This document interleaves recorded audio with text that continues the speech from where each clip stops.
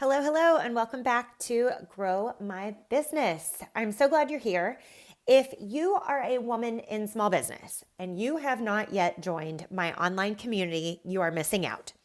There are around 1,200 of us in there, and we'd love to have you in there with us. Yes, it's a shameless plug, but we just finished up our first book club meeting where we discussed the No B.S. small business book, How to Win When Most Fail by Casey Graham. And we met to discuss it, so I'm going to share that recording on this episode today. But before I flip over to that, I wanted to give you an update on how the beta round of my sales course is going. And I've gotten some really, really great feedback so far. One of my students had this to say about the sales course and one of the first modules inside of the course. Glenn says, the psychology of a buyer stuff was really awesome. And I loved right at the beginning where you talked about alignment and finding out what is out of alignment so that you can fix it. I was super wowed by it and even implemented it with a prospect today and landed the client. Ladies, that's what understanding sales can do for your business. And that was just in module 2. There are 7 modules total, packed full of education that is applicable to your business when you learn it. This isn't something that you have to stew on for months. It is literally applicable as you are learning it. You can implement it immediately. This course is going to be launching to the public shortly. And of course, I'll keep you posted on that. If you want to be the first to know, go join my email list at lindsayfletcher.co. Scroll down just a little bit and there's a place to pop in your email address. My email list will be the first to know, followed by my Women in Business online community. So go join that now if you haven't already.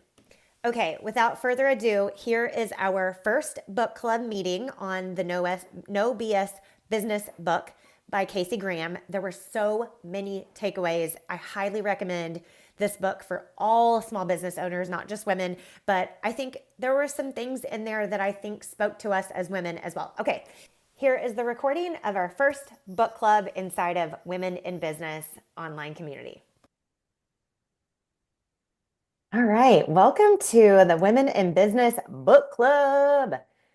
I am excited about this conversation because this book it is a book that every small business owner should read. So everyone's microphone's on. Let's have a conversation. I hate Zoom and how when you raise your hand, it does the thing now. I don't know how to manage all of the things that it does. But anyway, let's start out with just kind of initial thoughts on the book, and then we can kind of dive into the different sections. So what did y'all think? Enlightening. Okay, I really enjoyed it. elaborate on the enlightening. I kind of just jumped in my business because I wanted to help people and do something that wasn't my corporate job. And so I probably didn't go about it the best way, like foundationally wise. And so it's been a learning process in the last year, and this just really helped me get that and just clarify where I'm going and what I'm doing. So it was enlightening.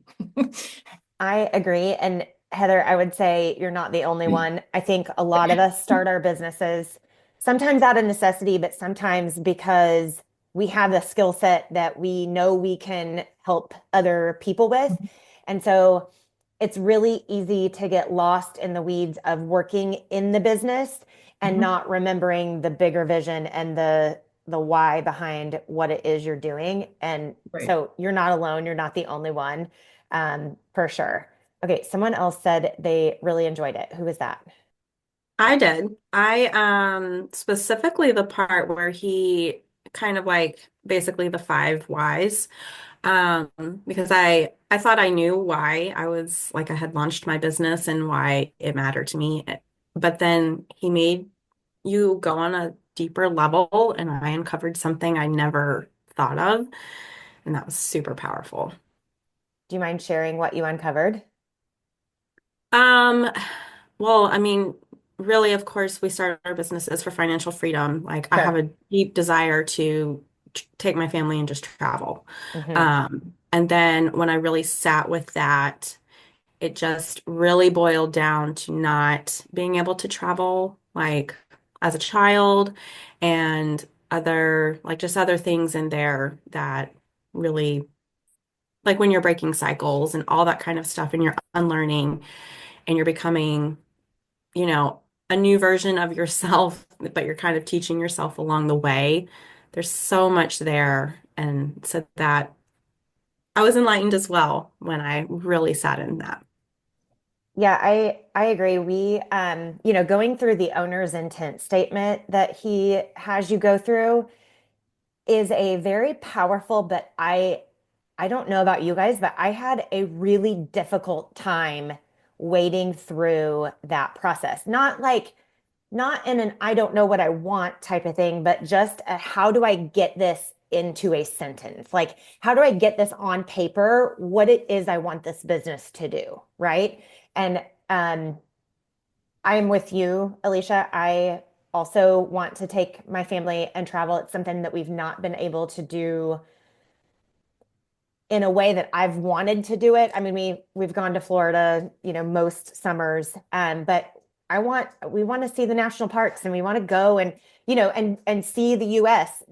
Not just the U.S., but go see other places in the world. And so um, that's it. But also for us, it's the time freedom piece that while we could work 24/7 on our businesses, um, it's also the time freedom piece for us of being able to pick up a sick kid if they are not feeling well at school, or being able to do the doctor's appointment without stressing about whose inbox, whose emails hitting my inbox or what call I'm missing, or, those types of things. So I'm with you. It was a very enlightening process, but I found it very difficult to nail down exactly what it was that I wanted my owner's intent to be.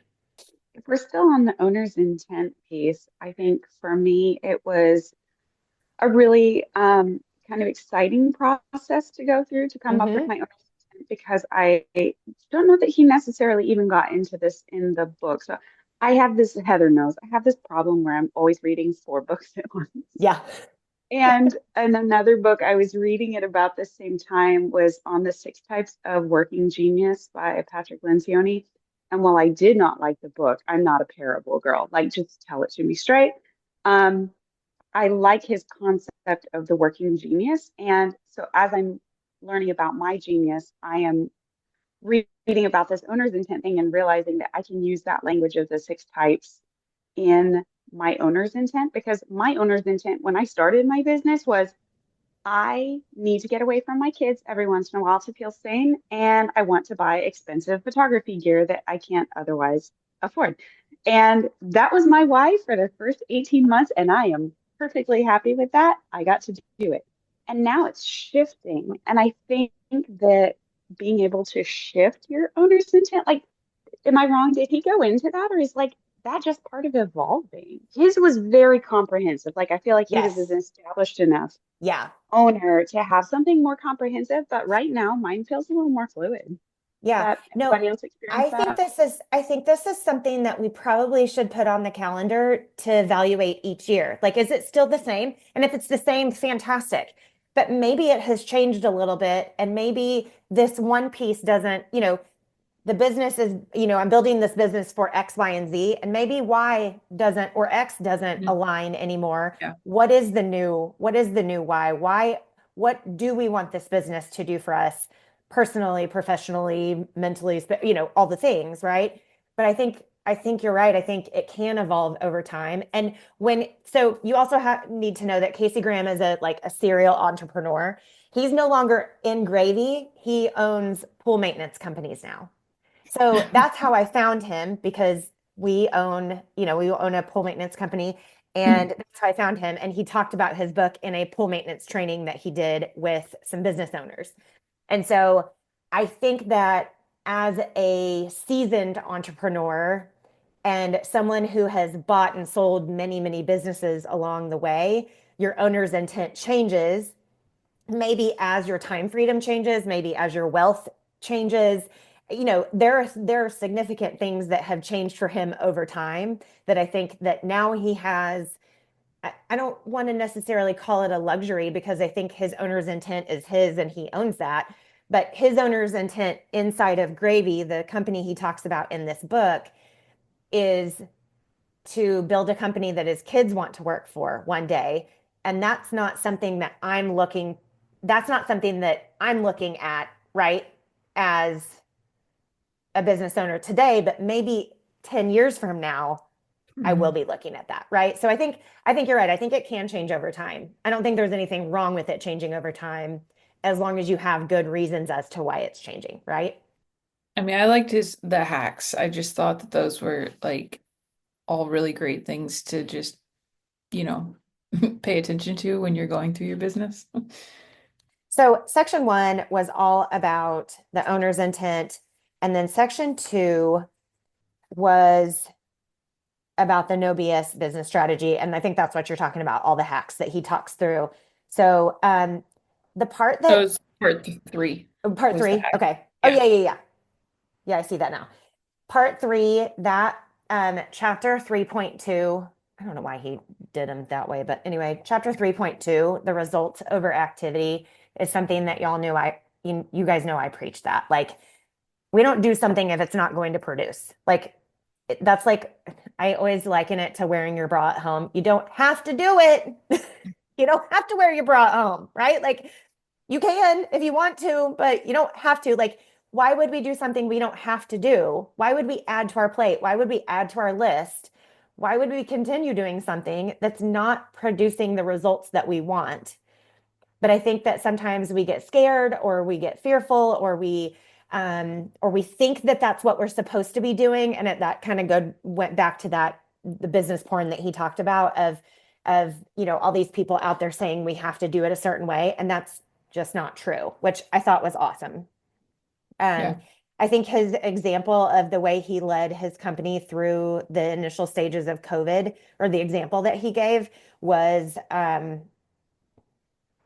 something that went against the grain. And whatever your feelings or thoughts are on COVID, it was just a good example of, hey, everyone else is doing this, and that's not what we're going to focus on during this time. During this time, this is a time of uncertainty. It's a time of kind of chaos.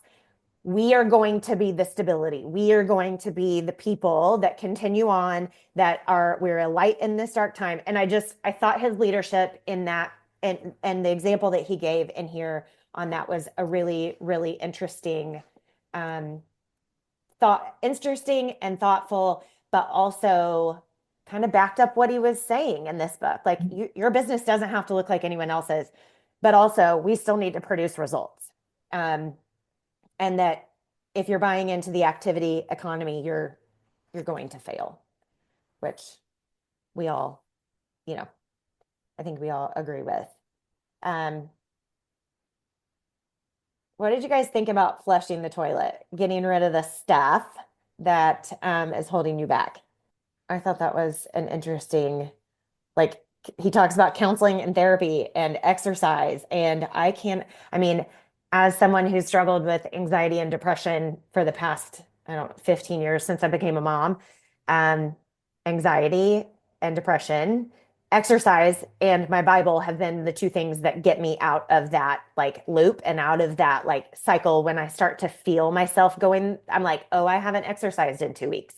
And Mhm. I have probably not picked up my Bible in a few days. Like, my Bible is something that I do on a pretty regular basis, and that's not something that kind of goes by the wayside, but exercise does. It goes out the window when we get busy and crazy. Um, Mhm. I'm better at it now I'm better at it now than I was, but we get busy in our local service-based business, and I will not exercise for 2 weeks, and then I start feeling the like downward spiral, and I'm like, oh, okay. So, um, anyway, I thought that was I interesting. have that with my food intake. Yeah. I have weeks where I plan my meals and everything goes great and I eat healthy. And then there's other weeks where like life just gets busy and it's like, okay, what do I have in the house? And it ends up just not being the best. And so I feel that when in my body, when I have those weeks where I don't plan my food, and when I do, it shifts my productivity and how I feel and just, all the things. But exercise, I haven't kept up with lately.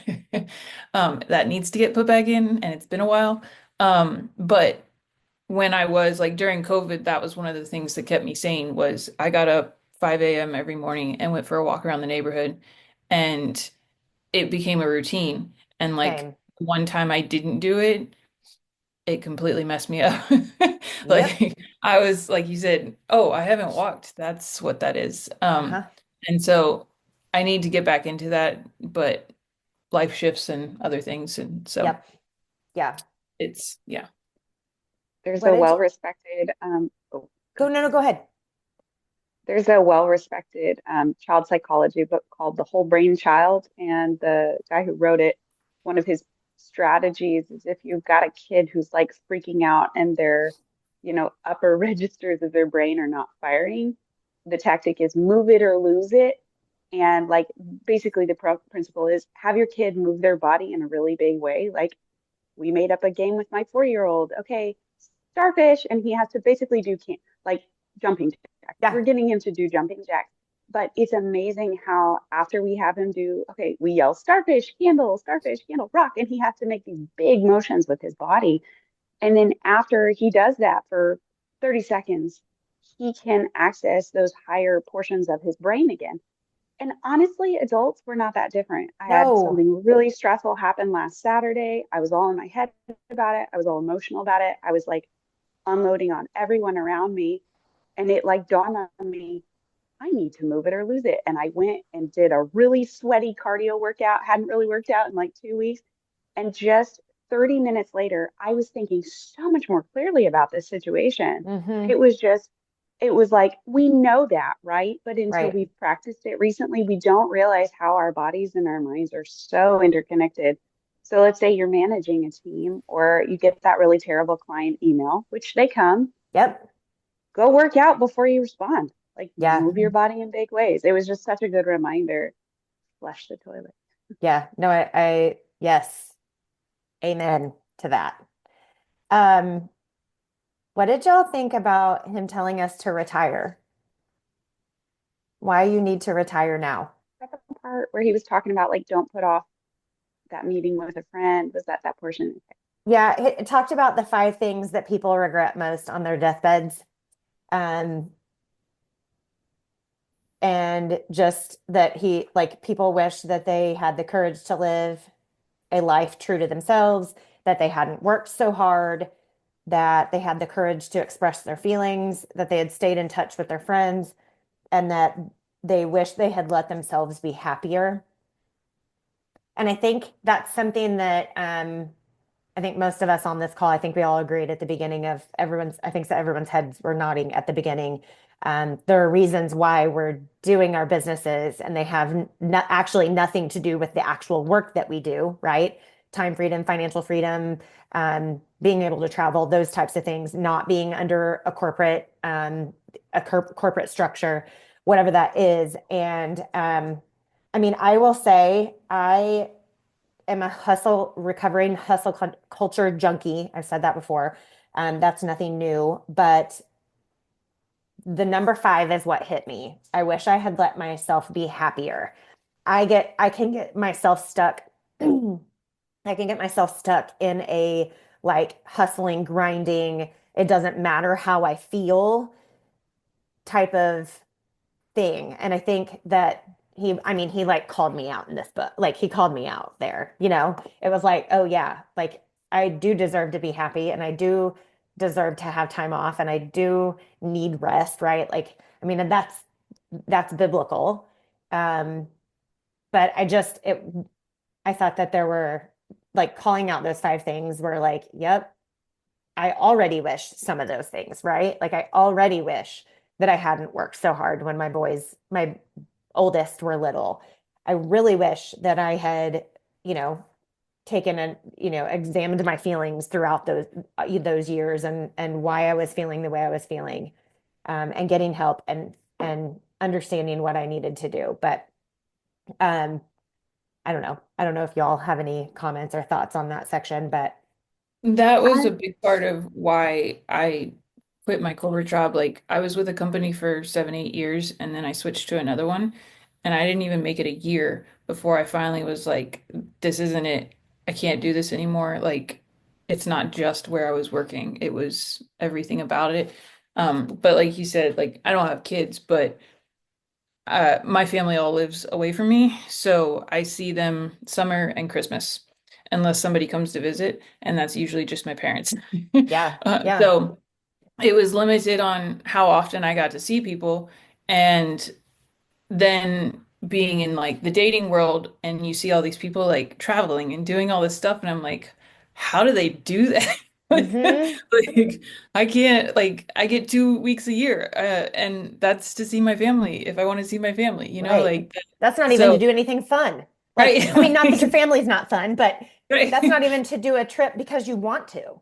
right like it really I mean unless you play around with holidays and weekends and shift Yeah. things just the right way, but it just it I think I went through that period at that time where I just realized like this isn't like I got opportunities to be a supervisor and I was like, I don't want that. Like Hmm. I see how all these supervisors live and how miserable they are and how Yeah. irritable they are. Like Hmm. I don't want to do that. Like there was no moving up. So it was like I'm just stuck unless I do something different. So Yeah. it it prompted that and it's just like as I've gone through the last year and a half has just completely changed. Like that just keeps growing basically. Like where is that happy spot or what's next for the happy or something? Because Hmm. a goalpost, right? Like it's not a final destination, but just a lifestyle or whatever. So Yeah. Yeah. yeah, I Anybody think there's else? so many buckets that we as women, as humans, that we're trying to like put ourselves into. And if you're growing your own business, like we can't do everything at once. So if Mhm. we're, wife, mom, if you have a job and trying to grow your own business and you're trying to be a good friend and, and then plan, a magical trip. And it's like something somewhere has to fall. And I've Yeah. recently gone through this when we're talking about the exercise is I have like a running routine in the morning. And I was like, I have to give that up so that I can focus on growing my business. Hmm. And then I was reminded by another coach, and she's like, you know this, like, you need to make time to move your body. Yep. You need to make that time for yourself. Otherwise, like, you're gonna burn out. Like, all you're doing is sitting here grinding. Yeah. And then, I wasn't showing up well in other relationships. And so it's just a trickle effect. And so, Yeah, absolutely. I like to liken like juggling all the things is you have to figure out which balls are glass and which balls are plastic. Which ones can you let fall to the ground and bounce a little bit, and which ones are going to break when they hit the yeah, ground, right? Like if you drop it, is it going to break? And so yeah, I'm with you. Like if I don't exercise, that's one of my glass balls. If I don't exercise, I will mentally break. And I've learned over the obviously I've learned over the years like the triggers like I pick it up way sooner than I used to. I will feel the spiral starting, right? And instead of actually spiraling, I get back control, not I don't know what the right word is, not necessarily control, but I get back into the swing of exercising again routine. faster and I don't let myself go down that spiral. But yeah, I'm with you. Like we as women we manage a lot of things and we have a lot of balls or plates and we're spinning a lot of plates or we have a lot of balls in the air and um I think it's so easy to try to keep everything all the time and then we end up in a place where we're burned Crashing. out and And then we're not happy. and bitter. Right. Right. Yeah, that's I was trying to come up with the right word. I was like burned out and bitter and not Yeah. nice about it. You know? Mm-mm. Yeah, I have No one's happy. Yeah. I have a friend who is a business owner, a mom, and Mhm. she is struggling in her business. And so she's jumped on like the delivery services. And she's been messaging me for the last week, and she's like, okay, I can fit in deliveries here and here, and I can do this here and here, and this here and here. And I went through that last year where I was just like, I need some sort of income right now. Like, I Right. just need some money coming in. And I don't have a kid, so like add that to the mix, like that's even more exhaustion. But I was like, I felt like how she felt in that moment because I felt that last year. So I was like, give me the login to your website, let me help your back end and work on your SEO or just, something to Hmm. help you grow your business so that you can focus on that and not focus on all these other little, whatever. But I Yeah. was just like trying to figure out because she's like service based in Austin. So it's like Yeah. I can't really help you Help you there. physically. Yeah. Like I know people, but not the right people that you need to know. So it's, like what in your business can I help with? And I can help with the back end. So give me Mhm. access to the back end and let me see what I can tweak. And I mean, it's not an overnight thing, but it'll help in the long run Yeah. or the near future, hopefully. Yeah. Yeah. For sure. For sure. Section 3 was my favorite. I know like all of the sections were my favorite, but I think section 3 was my favorite. Section 3.5 was screw them and their way of doing things. I just loved this reminder that I don't need more technology. I don't need a different system. I don't need more money. I don't need, like, there are things that I actually don't need to Mhm. continue pushing my business forward. And I think in my sales consulting business, at least, and, and this coaching that I'm doing, I need to network and I need to make sure that I am putting myself out there. And listen, like I'm preaching to the choir here, right? Because we all need to network. That's something that we all need to do. But it's also something that is time intensive.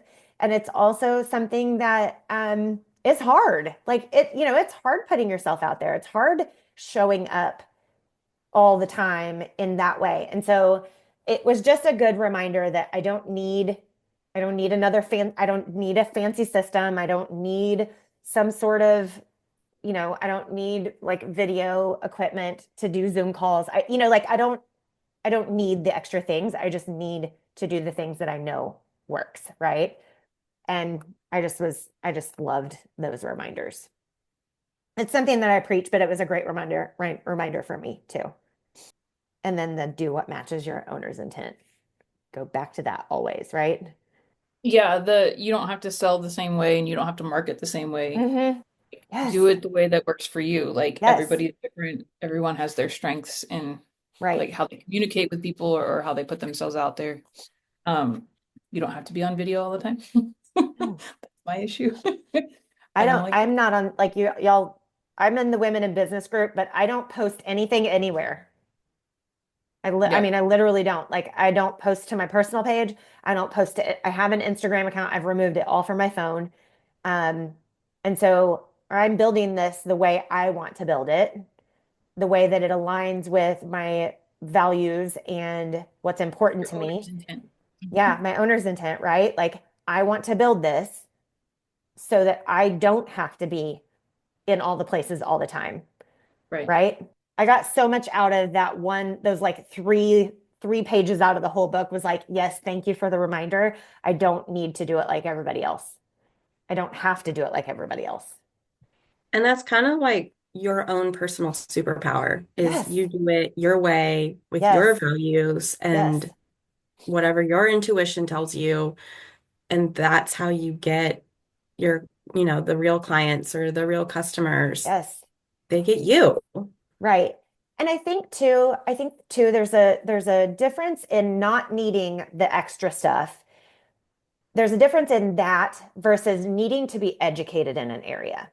So I think that there are instances where we need to learn things. So we might need education in how to do our taxes or the business law side of things or how to sell or how to market or whatever. There may be a need for some education, but it's the internet is available. There is free information all over the internet, right? And so I don't know. I think Rachel Hollis is the one I heard that from. Like Google, like you can Google anything, right? Like you can find the information you are looking for free on the internet.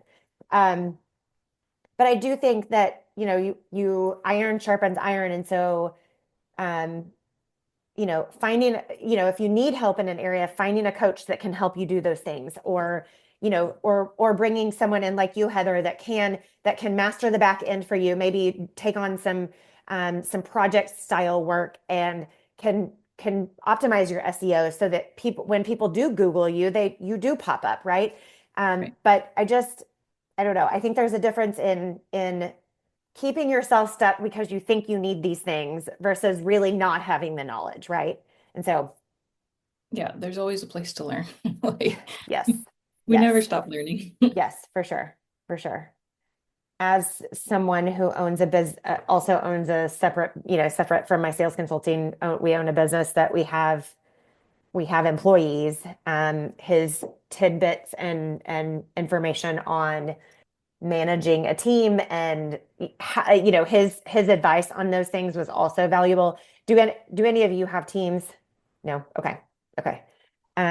I thought I so for those of you listening in on this conversation, if you have a team, this is a really great book. It has a lot of good information on team building, culture building, um, that sort of thing.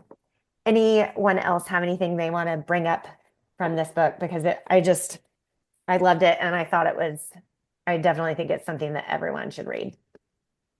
I don't have a team, but I definitely appreciated how he approached his team when he Yeah, worked for Gravy. And he's like, give people what they want, even if it doesn't make sense to you. yeah, You just want to be heard. yeah, And that, like, I could put myself in that situation when I did have a corporate job and I would go and express something to a manager and they're like, yeah, okay, yeah. like, and so I just, there was a lot of power in that because Mm-hmm. people really do want to be heard and that's how they want to be valued. Mm-hmm. So, like, he gave someone the coloring book or another business owner, like the coloring book room, because Mm-hmm. it may not make sense to you, but if it brings somebody else happiness and you have a happy Mm-hmm. employee, like, that saves you money in the long run.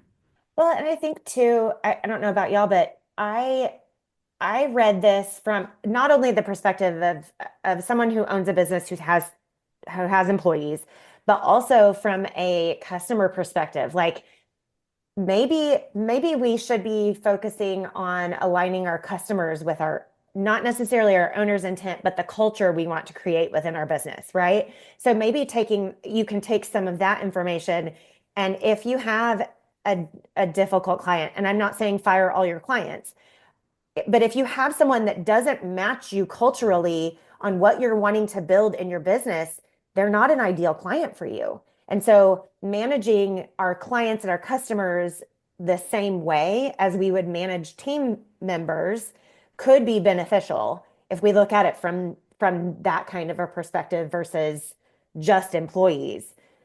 If there's someone that's wreaking havoc on our business as a customer, then they're not a fit, right?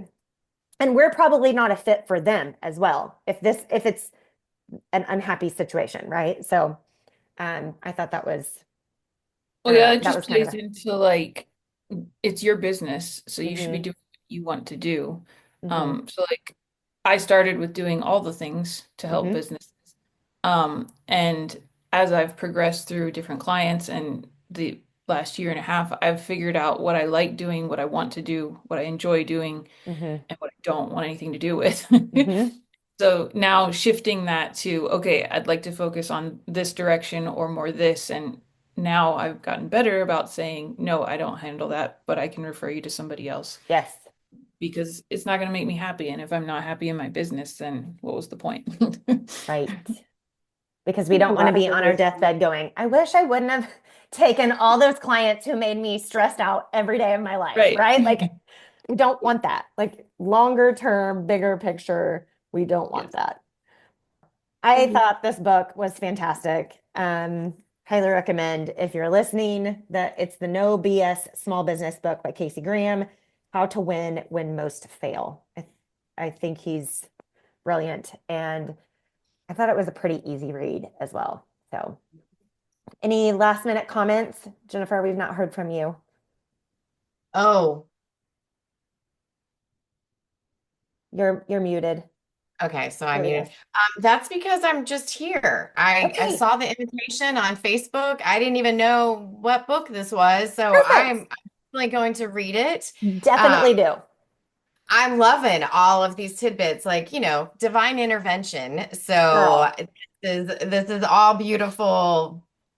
Yeah, so definitely something that I'll be sharing with my clients that are business owners, in addition to, because I love it when things are just reiterated in a Yes. different way that you Yes. say, like, Yeah. okay, look, you don't have to listen to me. It's here too. Here, it's in this book. Read it. Right. Yes. Yeah. Yeah.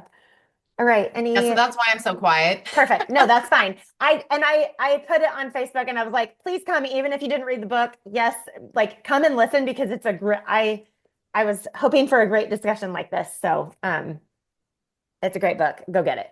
Definitely. Any other last minute ideas or I thoughts that really you had? and I really enjoyed it was I think towards the end of the book he talked about the decade of destiny Mm-hmm. where he sits down and he does like the 10-year plan. Yes. I thought that and I even went and downloaded it um because he offered a PDF and I love all things personal growth, so I Yeah. really liked that and it was just kind of like the icing on the cake and like kind of the foundations that he built and then Mm, he talked about the decade of destiny, and I really like that. yeah. Yeah. I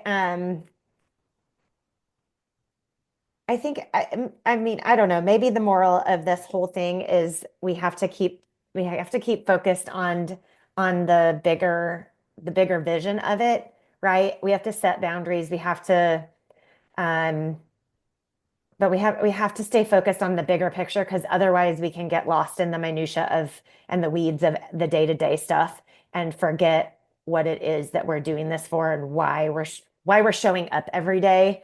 Um I just, yeah, it was, I don't know. I agree that the 10-year plan, that decade of destiny is a great tool. So definitely buy the book and go download that. Okay. Well, we will wrap up this conversation. Thank you all for attending. I'm gonna pick the next book. I have a couple in mind and I'm trying to weigh the options, but I'm gonna pick the next book and we're gonna do the next one will be in May.